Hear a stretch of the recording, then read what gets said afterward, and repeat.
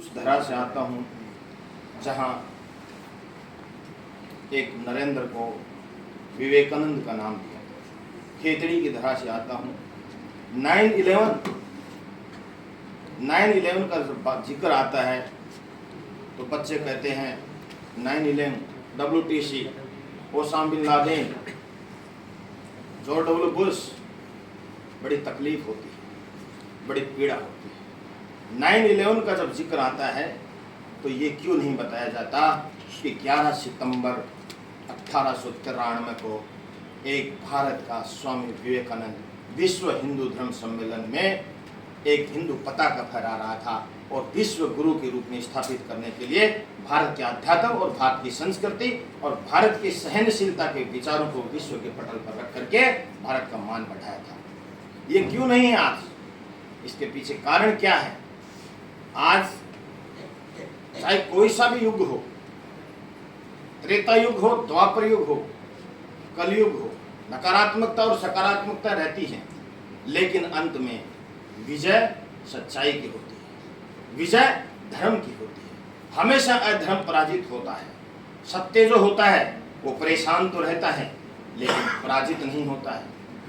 बात आती है कि 4 बिंदुओं पर अंतर्राष्ट्रीय समरसता मंच और हमारे टोडी साहब इसको बहुत बेहतरीन तरीके से वो कर रहे हैं, संचालित कर रहे हैं। 4 बिंदुओं पर मैं मेरा नैतिक समर्थन तहे दिल से अंतर्राष्ट्रीय समरसता मंच को देता हूं और आपसे भी अपेक्षा करता हूं कि आप इस सभागार में नहीं, अपनी कर्मस्थली और अपनी आत्मा से इस पूरे 4 बिंदुओं को नैतिक समर्थन प्रदान करेंगे। भारत को आज तक संयुक्त राष्ट्र सुरक्षा परिषद में स्थायी सदस्यता वीटो पावर के साथ क्यों नहीं मिला है? एक बहुत बड़ा क्वेश्चन है हमारे लिए। जब भारत दुनिया का आज सबसे बढ़ती हुई अर्थव्यवस्था है, आज पूरा रूस भी कह रहा है कि यदि कोई हमारा समझौता करवा सकता है तो भारत करवा सकता है, क्योंकि भारत की जो विरासत है, भारत की जो संस्कृति है, वो सहनशीलता, सभी धर्मों को आत्मसात करने वाली संस्कृति रही है।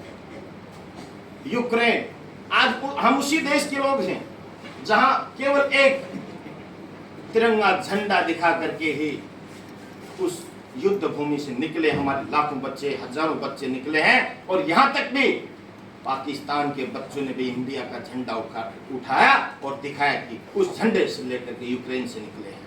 तो ये भारत की ताकत है।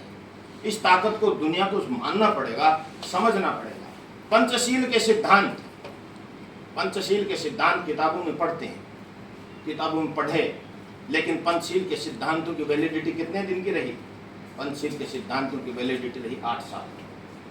भारत के प्रथम प्रधानमंत्री पंडित जवाहरलाल नेहरू और चीन के प्रथम प्रधानमंत्री 1954 को पंचशील के सिद्धांतों पर हस्ताक्षर हुए थे और ये संधि करी थी कि हिंदू और चीनी भाई के नारे के साथ देश प्रगति कर रहा था। लेकिन 1962 में क्या हुआ?